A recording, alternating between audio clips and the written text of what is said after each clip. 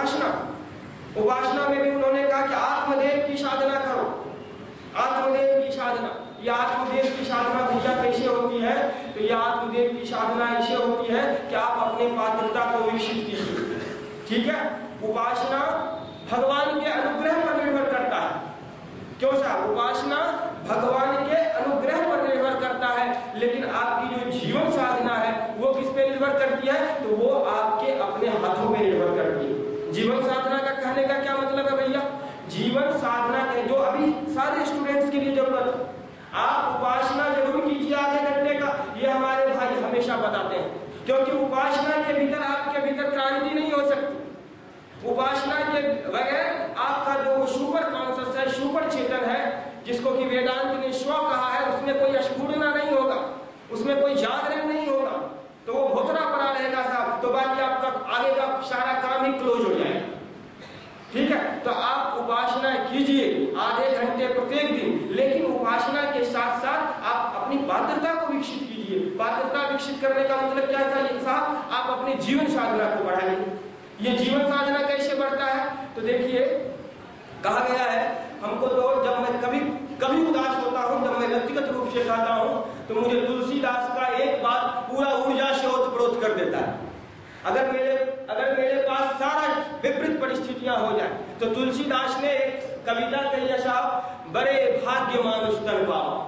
आज जो भाई हमारे छोटी छोटी बातों में आत्महत्या कर ले रहे हैं, छोटा छोटा साहब कैरियर में असफल हुआ, आत्महत्या कर लिया, अपने जीवन का मूल्यांकन उन्होंने 12,000 का नौकरी से किया, 25,000 की नौकरी से कर डाला, इतना बहुमूल्य जीवन का।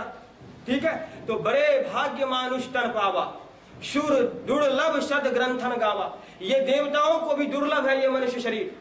साधन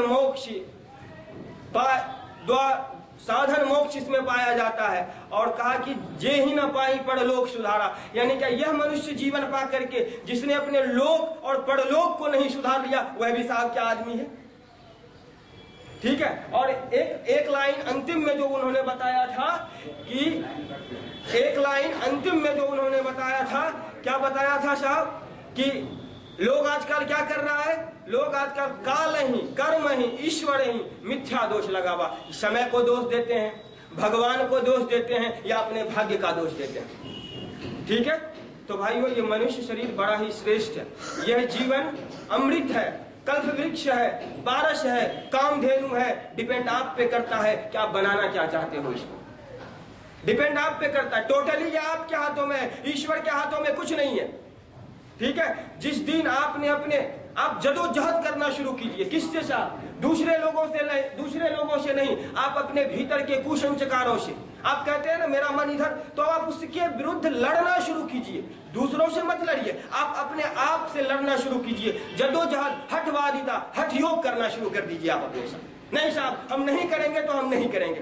तब क्या हो जाएगा साहब? तब आपका जीवन में फूल खिलने लगेंगे, और ऐसा फूल खिलने लगेंगे कि भंवरे आकर के मंडराने लगेंगे, तितलियां आना चाहेंगी उस पे। और क्या होंगे साहब? और क्या? तो भगवान भी ललचने लगेंगे आपको देख करके। नहीं, आने वाली पीढ़ी आपको ललचाई आंखों से देखेंगे। भगवान मचलेंगे कि साहब ये गले में क्यों है, हमारे सर पे क्यों नहीं रहता है। ठीक है, एक बात मैं और कहूंगा, हमारे जो भाई यहाँ पे कहने का मेरा ये इसमें सेंस था कि आप लोग उपासना करें और जीवन साधना, अपनी पात्रता को विकसित करना ना भूलें।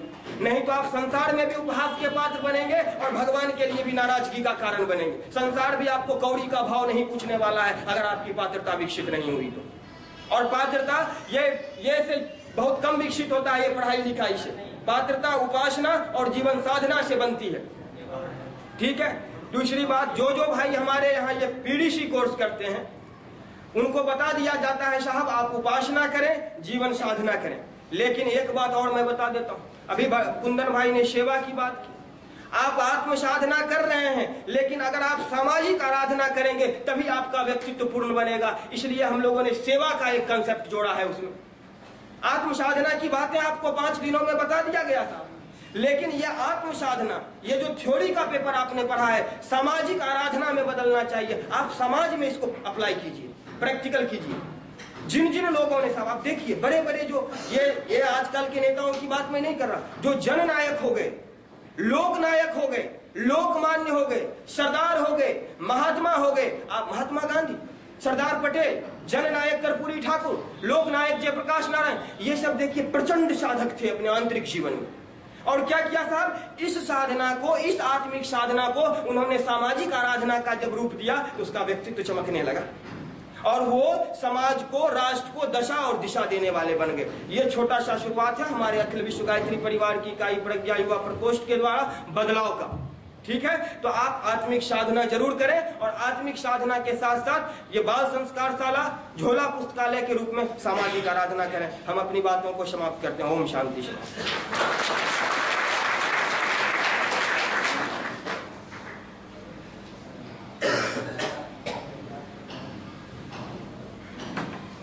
गायत्री मंत्र। ओम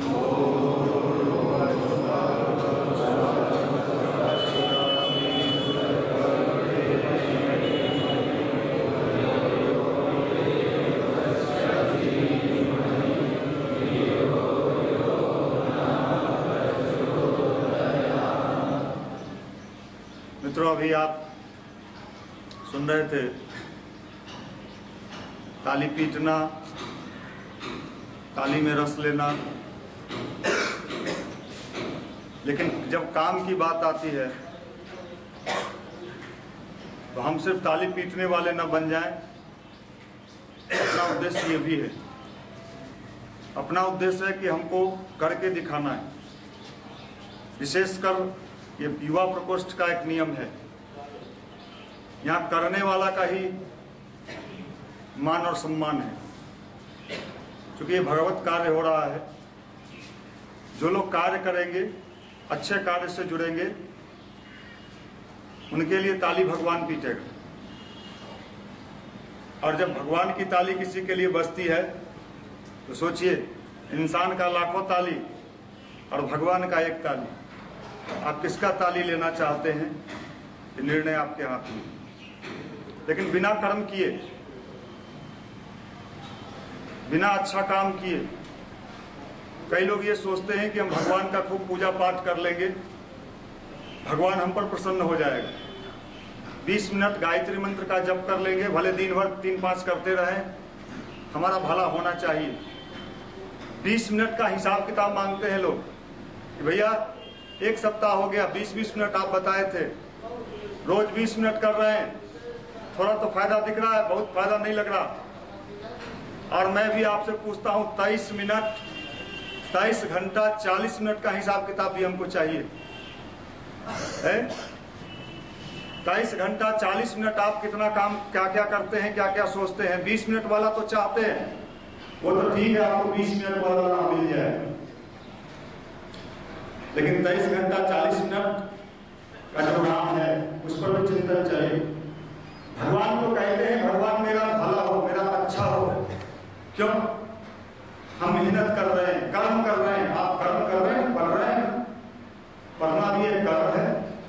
आप पढ़ रहे हैं, ठीक है। भगवान से अगर हम अपने कर्मों के बारे में कहते हैं कि कर्म का लाभ हमको मिले, ये मानते हैं, तो भगवान ये भी कहता है तू कर्म का मांग रहा है, तेरे कुकर्म का भी हमें चाहिए, उसका भी हिसाब किताब दो। और पलड़ा रखो, जिसका पलड़ा भारी होगा, आपका कर्म वाला पलड़ा अगर भारी होगा वो जीतेगा, और कुकर्म जो करते हैं वो वाला पलड़ा भारी होगा तो वो जीतेगा। अब आप पूछेंगे कि हम कहाँ कुकर्म करते हैं, कौन सा कुकर्म करते हैं, अभी तो हम तैयारी कर रहे हैं। सही बात में तैयारी के क्रम में जितने कुकर्म हो रहे हैं, जो आपके तैयारी में भी आपका बाधा पहुंचा रहा है। आप कहते हैं कि हमें तैयारी करनी है, लेकिन उस मार्ग में भी आपको बाधा पहुंचा रहा है।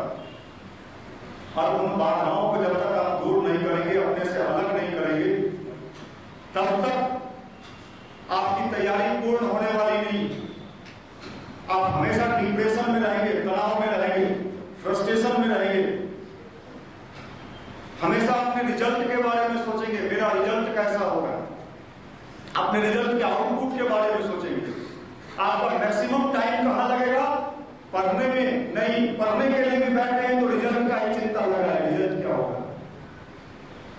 हम लोग उस दुनिया में जीने वाले लोग हैं, हम उस समाज के अंग हैं, हमने उस राष्ट्र में जन्म लिया है जहां कर्म की प्रधानता है। अभी देखिए सुनीता विलियम्स दूसरी तैयारी कर रही है, शायद चली भी गई होगा आपने। सुनीता विलियम्स, मैं बार बार खासकर नए भाइयों के बीच उसका नाम लेता रहा, दूसरी बार की तैयारी है। कल जी न्यूज में दिखा रहा था, फिर इस बार जब वो जा रही है वो अपने साथ गीता और गणेश जी का मूर्ति फिर ले गई। गुजरात की रहने वाली है, गुजरात से है, उसका दीपक पांडे, उसके पिताजी का नाम है।